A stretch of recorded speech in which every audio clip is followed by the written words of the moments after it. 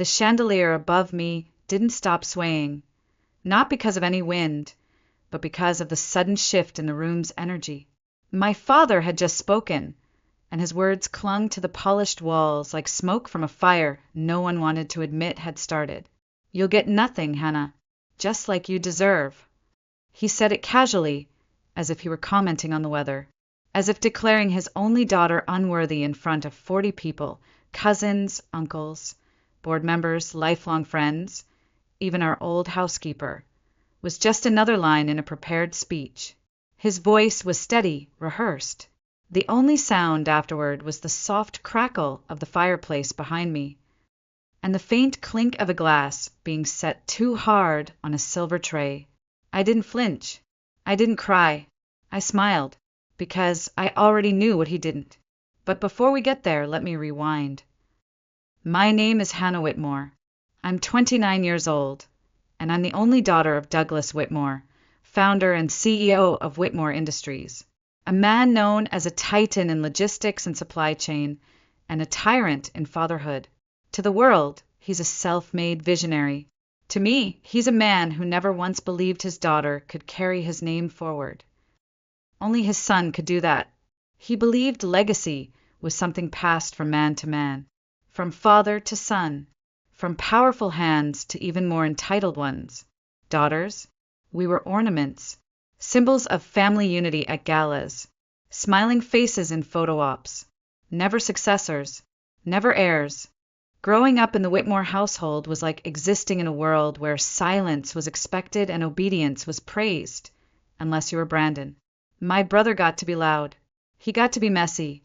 He got to fail, and still be celebrated for trying. Me, I had to be perfect, polished, controlled, and even then, I was invisible. So when my father stood at the head of that gleaming conference table, holding a glass of red wine like he was toasting his own immortality, I didn't break. He gestured toward Brandon beside him, who looked smug in his tailored navy suit, sipping his bourbon like the crown was already his. "To the future of this family," my father said, pausing dramatically. "To my son, who will lead us into the next generation, and to my daughter, who chose her emotions over loyalty." There were chuckles, some nervous, some genuine. A few people looked down. My Aunt Margaret shifted uncomfortably in her chair. The old family attorney, Mr. Sullivan, cleared his throat and tried to regain control of the room. But my father had taken center stage like always. I didn't argue. I didn't defend myself, because the thing about betrayal is, when you expect it, it doesn't cut the same. I watched them, all of them, play out a performance they had rehearsed in their heads for years. A world where I was excluded, overlooked, erased. But I had rewritten the script months ago, and what none of them knew, not my father, not Brandon, not the shareholders or smug cousins in overpriced blazers, was that the story they were telling wasn't the story that was about to unfold. I sipped my water, crossed my legs slowly, and waited for Mr. Sullivan to open the real envelope, because the moment was coming, and when it hit, no one would be ready. People always assume the worst pain comes from strangers, but the truth is, nothing wounds deeper than being made to feel invisible by your own blood. I was 12 the first time I understood what I was in my father's world. He had just come back from a company retreat in Lake Tahoe, all smiles and cigars, with Brandon trailing behind him in a new Whitmore Industries sweatshirt, 2 sizes too big. He had been allowed to sit in on meetings, shake hands with board members, ask questions about quarterly growth projections at 13. Meanwhile, I had been left home with a tutor and a stack of etiquette books. "Business isn't a place for little girls," my father had said flatly, ruffling my hair like I was a pet, not a person. "Let your brother learn how real men build legacies." It never got better with time. Only more polished, more polite. In high school, I earned straight A's, got accepted into Columbia University early admission, and was named a National Merit Scholar. He sent flowers. Not a phone call, not a handshake. flowers. Meanwhile, Brandon had a D-average, wrecked a Mercedes, and dropped out of Princeton twice. Dad gave him a condo in Belltown and a company car to get his mind right. When I told my father I was applying for the MBA/JD dual program at Stanford, he barely looked up from his phone. Why not something simpler? He asked. Marketing, or something that makes you wife material. That one landed hard, but I smiled. I always smiled, because the one thing I learned early on was that emotions gave him ammunition. If I cried, I was weak. If I argued, I was too much. If I stayed silent, I was boring. No matter what I did, I wasn't enough. Or I was too much of the wrong thing. I kept trying anyway. When I was 23, fresh out of grad school, I offered to consult on a failing division at Whitmore Industries, a division that had hemorrhaged nearly $8 million in 18 months. I spent 3 weeks putting together a restructuring plan with clean audits, new supplier contracts, and sustainability projections. He glanced at the front page, then slid it back across the desk. Noble effort, Hannah, but this isn't the place for your passion projects. That was the moment something shifted in me. Not anger, not bitterness, just clarity. He was never going to see me. He wasn't built to. That night, I went home, poured a glass of wine, and sat at my desk until sunrise. I opened a new document, titled it Independence. Then I built a new plan, one that didn't rely on his permission or his praise or his approval. By the time I turned 25, I'd quietly invested in 3 early-stage startups through a holding company I created under a pseudonym, Viridian Core. I joined advisory boards, took midnight meetings with venture capitalists, consulted in supply chain tech as a ghostwriter for CEOs who'd never admit they needed help from a woman half their age. I didn't do it for revenge. I did it because I had to breathe somewhere. And I couldn't breathe inside the walls of Whitmore Industries. Every family event was a performance. Every holiday a stage. Brandon giving toasts about tradition. My father boasting about mergers. Me pouring the wine. Laughing in the right places. Playing nice. Wearing beige. Letting my voice go soft so I wouldn't upset the balance. But underneath the silk blouse and soft curls, I was building something, and no one saw it coming. Not even me. Because part of me still hoped, some naive, aching part, that one day he'd say, "I'm proud of you." Instead, when I turned 28 and asked for a meeting to present a logistics startup I'd been developing for over a year, he laughed. Laughed. Like I'd asked to be Queen of England. "You're a lovely girl, Hannah, but you don't need a company. You need a husband." I said thank you, and walked out of his office. For the last time. They say every empire has a beginning. Mine started on the edge of a hospital bed, with a paper cup full of pills and the fading voice of a man who still saw me. My grandfather, Edgar Whitmore, was the founder of Whitmore Industries, a true patriarch. He built the company from nothing, just 2 freight trucks and a vision, into a global logistics empire. But more than that, he was the only person in the family who never once made me feel like I had to apologize for being a woman. He used to call me Hawk. Said I saw things no one else in the family dared look at. And I'd always remember where the real power lived. When he got sick, it wasn't sudden. Parkinson's crept in like fog. Slow, quiet, and relentless. The kind of disease that strips dignity piece by piece.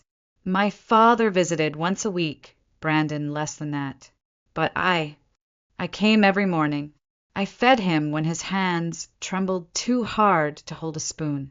I read him the business pages, even though he pretended not to care anymore. I sat with him during the long silences when he forgot my name. Then apologized for it, and I never once asked him about the will. I didn't have to, because Grandpa started talking. Little by little. "Your father thinks bloodlines build dynasties," he muttered once, eyes half closed. "But it's vision that keeps them alive. And you, Hawk, you see farther than any of them." I smiled, thinking it was just his way of being kind. But then came the day he leaned in, voice sharp, lucid, more focused than he'd been in weeks. "I don't trust your father anymore." I froze. He never said things like that. Not aloud. "He's pushing for power of attorney.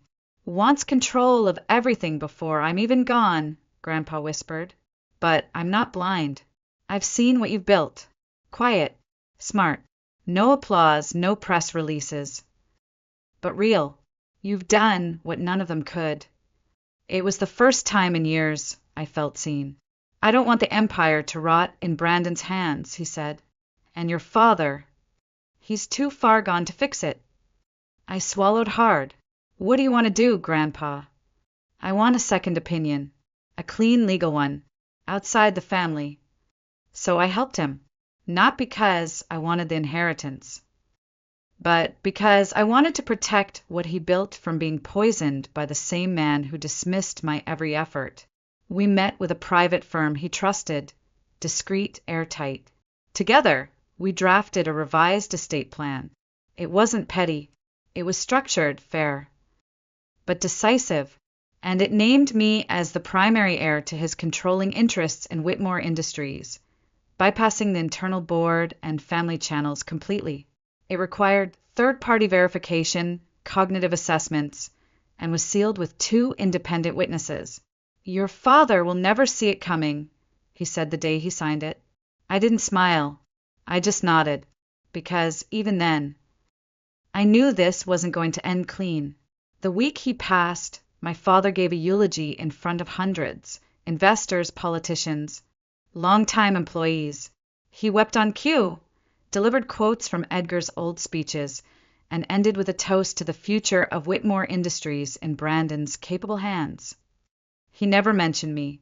Not once. I sat in the second row, silent, unseen. But the will, it was already in place. And the moment of reckoning, it was getting closer. 2 weeks after the funeral, I received the formal invitation, an embossed envelope with gold trim and my name misspelled on the inner card. Typical. The reading of Edgar Whitmore's final will and testament would take place in the Whitmore Industries executive boardroom. Monday morning, 10 sharp. When I arrived, the room was already nearly full. Polished mahogany table, leather chairs, bottles of imported water neatly lined at each seat, and mine was at the far end, next to the radiator. Not a mistake. A message. Brandon sat front and center beside my father, already reclining like the throne was warm beneath him. He held a glass of bourbon, not coffee, not water, like this was a victory party, not a legal procedure. He grinned when he saw me, that slow, condescending tilt of the mouth he reserved for waiters and women he didn't find attractive. I walked to my seat without reacting, without acknowledging the people who either averted their eyes or offered forced smiles. I didn't need pity. I needed silence. Mr. Sullivan, the family attorney, was setting up at the head of the table. He was sharp as ever, glasses low on his nose, spine straight, suit pressed with precision. But there was something in the way he avoided my father's gaze that made my heart start to slow, not speed up. Douglas Whitmore stood abruptly, glass raised. The room quieted instantly. "To the future of this family," he said with that faux warm tone he used in press interviews. "To my son, Brandon, who will carry the Whitmore name with pride into the next generation. And to my daughter, who chose feelings over family and silence over strength." A few people laughed. Nervously, my Aunt Margaret let out a strangled cough. I didn't move. My fingers rested on the stem of my water glass. My heels were crossed precisely at the ankle. My expression? Neutral, because I knew what was coming. Brandon leaned into my father's shoulder, whispering something smug enough to make them both chuckle. Mr. Sullivan cleared his throat once. Then again, he adjusted his glasses, opened the folder in front of him, and said, "Let's begin." But before he could read the first line, my father cut him off. "Actually, let me say one more thing," Douglas said, turning to the room. "My father built this company with his hands. I built it with my vision. And now, Brandon will take it into the future. It's only right. It's only fair. He looked at me then, right at me. But Hannah, she's chosen another path. And I respect that. Truly, not everyone's meant for boardrooms and bloodlines. A perfect performance, measured, strategic, public. I could feel eyes on me. Some were sympathetic. Most were indifferent. I smiled. But not the kind that reaches your eyes. Because while they were all watching a man carve out a legacy for his son, they didn't know that the real will hadn't even been opened yet. They didn't know that their precious narrative, the one where I faded quietly into the background, was about to collapse. And they didn't know that Edgar Whitmore, the man they were pretending to mourn, had one final move. And he'd played it for me. Mr. Sullivan didn't respond to my father's theatrics. He simply reached for a second envelope, smaller, heavier, with a deep red seal across the back. The kind no one in the room had ever seen before. This, he said calmly, is the document Mr. Edgar Whitmore signed 3 weeks prior to his passing. It was drafted under private counsel, independent of the Whitmore family legal team, and filed under sealed protocol per his written instruction. The room shifted. Chairs creaked. Brandon stopped mid-sip, his lips parting slightly. My father? He didn't flinch. Not yet. Mr. Sullivan broke the seal, removed the pages inside, and adjusted his glasses again. His voice was steady. As per the final directive of Mr. Edgar Whitmore, witnessed and notarized by a third-party law firm, the majority estate. This includes financial assets, properties, and the controlling interest in Whitmore Industries, shall be transferred in full to his granddaughter, Hannah Whitmore. Silence. Not the kind of silence that invites thought, the kind that cracks. Brandon choked, audibly on his bourbon. My father's hand froze in midair. The glass in his fingers tilted, slow and inevitable. Red wine spilled across the documents on the table, blooming like blood across white. Someone gasped. Aunt Margaret covered her mouth. And me? I just sat there. Still, breathing through the moment like it was meditation, because this was the part one had visualized 1,000 times. Mr. Sullivan continued, his tone unchanged. As stipulated, Mr. Brandon Whitmore shall retain access to a personal trust of limited value, but holds no executive power, board voting rights, or legal ownership in Whitmore Industries effective immediately. Brandon looked at me like he didn't understand the language. That can't be right, he stammered. You mean a shared vote? Like joint authority? No, Mr. Sullivan replied. Sole authority. All controlling shares are now in Hannah's name. My father pushed back from the table, the scrape of his chair loud in the room. You must be joking, he said quietly. My father would never do this. I finally spoke. He did, I said softly, my voice like glass, because he saw what you refused to. The temperature in the room dropped. My father slammed his palm against the table. You manipulated him, he growled. You took advantage of a dying man. You think this is some kind of feminist fairy tale? This is corporate war, Hannah. You're not ready for this. Before I could respond, Mr. Sullivan raised a hand. For the record, he said firmly, Mr. Whitmore's mental state was evaluated by 3 separate medical professionals during the drafting process. All assessments confirmed full cognitive function. The changes are legally binding and enforceable. My father began to pace like a caged animal, jaw tight, eyes wild. You don't know what you're doing, he hissed at me. You're going to ruin everything. The company, the family. Your own damn name. I stood slowly. I've been ready, I said. I just stopped waiting for your permission. Brandon looked like a boy who had just dropped his birthday cake. He couldn't even speak. His jaw hung open, the shock rendering him mute. My father leaned in across the table, voice low and venomous. You think you've won something? He whispered. This won't last. You don't have the stomach for what comes next. I didn't blink. I'm not your little girl anymore. And in that moment, something inside him cracked. Because for the first time in his life, he didn't see me as his daughter. He saw me as a threat. And he was right. I didn't celebrate. No champagne. No triumphant exit. No satisfied smirk. I walked out of that conference room the same way I walked in, quiet, composed, deliberate, but inside my chest, something had shifted, because I knew this wasn't over. Men like Douglas Whitmore didn't lose gracefully. They didn't lick their wounds in private and write dignified resignation letters. No, they regrouped, manipulated, slipped through cracks they had created themselves. And I knew my father would come for me. The next morning, before the sun even touched the glass towers of downtown Seattle, I was already at Whitmore Industries. My building now. I entered through the executive garage. No driver, no security escort, just me in a navy blazer and clean heels, walking through the lobby like I'd done it 1,000 times. Even though this was the first time it truly belonged to me, I went straight to my grandfather's office. His name was still on the door. It wouldn't be for long. I changed the locks. Then I started making calls. Not loud, showy calls.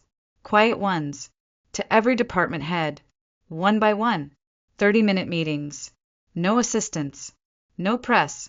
I didn't bark orders or demand loyalty. I asked questions. About morale. About systems. About gaps. About the things no one had ever asked them before, because my father had been too busy performing power. And when I left those rooms, I left with more than answers. I left with allies. But I knew conversations weren't enough. So I did what my father never expected. I left a paper trail. Every meeting documented. Every initiative cross-referenced. Every email tracked. Because I wasn't just leading, I was preparing for the counterattack. And it came. By Thursday, board members started receiving calls. Old golf buddies, whispered concerns, questions about transition optics. One of them forwarded me a voicemail. My father's voice, low and sugar slick. We just need to protect the company from chaos, from emotional decisions. I smiled when I heard it, because he still didn't understand. I wasn't emotional. I was precise. So I did the only thing that would silence the whispers. I called an emergency board meeting. Friday, 3 p.m. The room filled slowly. Tension thick in the air. I stood at the head of the table in a dark suit and soft lipstick. Calm. Unshaken. They expected a plea. Maybe even a meltdown. Instead, I handed out packets.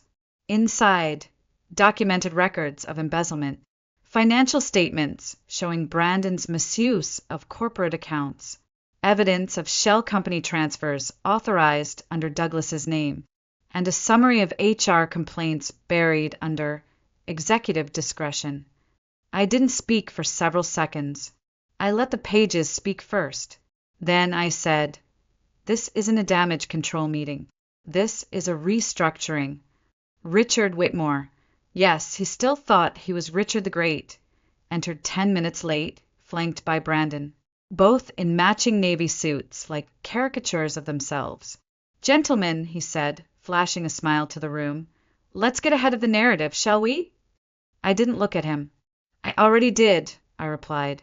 "Please check page 12. They did. The boardroom was quiet except for the turning of paper and the quiet, horrified breath of men realizing they'd bet on the wrong horse. Douglas tried to object. "This is out of context," he snapped. "You don't understand the internal structure." "No," one board member interrupted. "You don't." When the vote was called, it wasn't even close. Unanimous. Brandon's executive access revoked. Douglas Whitmore removed from all corporate dealings, effective immediately. Their key cards were deactivated before they left the room. I walked them to the elevator myself. Douglas didn't speak. Brandon looked like a child about to cry. As the doors began to close, my father turned to me, just once. "You're making a mistake," he said, barely above a whisper. I leaned in, met his eyes, and replied, "No, I'm correcting one." The first week was chaos. Headlines erupted like firecrackers. Heiress ousts patriarch in shocking boardroom coup, Whitmore legacy appended by granddaughter no one saw coming. But inside the building, something else was happening.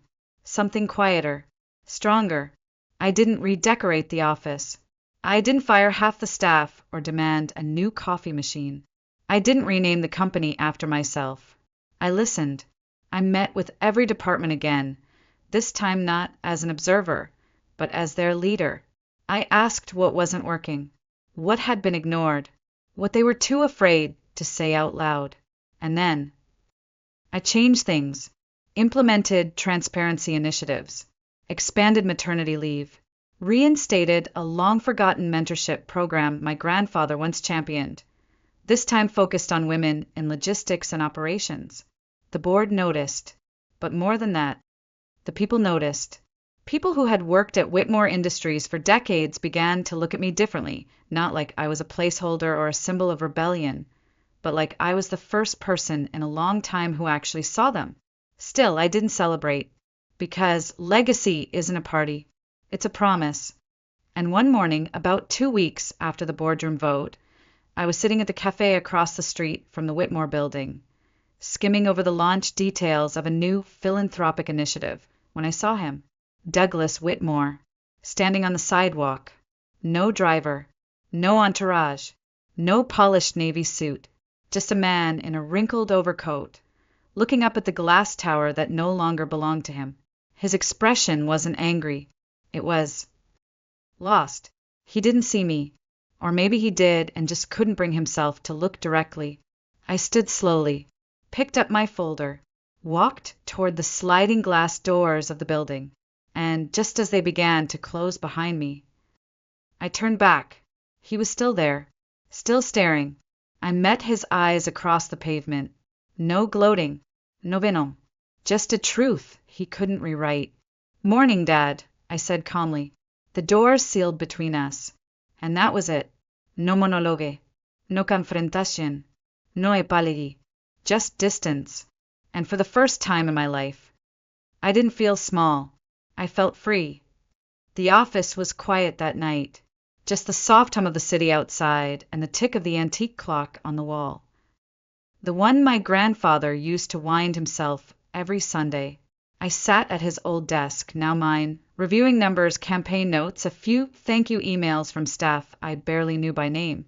And that's when I saw it, tucked inside the bottom drawer, beneath a bundle of faded property records, was a photo, black and white, slightly curled at the edges.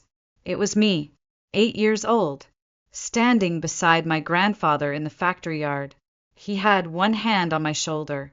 I was squinting into the sun, holding a clipboard nearly twice my size. On the back, in faint blue ink, were 4 words: "You always had it." That was all. No explanation, no signature, but I didn't need one. For years, I'd chased something I thought I could only earn if he said it out loud. If my father said it, if the board acknowledged it, if the world saw me. But the truth was, I didn't need to be chosen. I only needed to stop asking for permission to exist. That night, I locked the photo back in the drawer, not as a keepsake of him, but of me, the girl who grew up and refused to stay small, the woman who took a seat at the table, then rebuilt the entire table from scratch. And no, it wasn't about revenge. Not really. It was about legacy, the kind that doesn't come with applause or magazine covers or backroom handshakes, the kind that's built on every moment you chose yourself in silence, every time you stayed when it hurt, and rose when no one thought you could. Some nights, when the building empties and the city goes still, I still hear his voice, the old one, the kind one, the one that called me Hawk, and I let it echo, just for a moment, because there's comfort in knowing he saw me, and power in knowing. I see myself now, too. So if you're still wondering how this story ends, What happens to men like Douglas and boys like Brandon? The truth is, it doesn't matter. They had their turn. Now it's mine. And if you were me, what would you have done?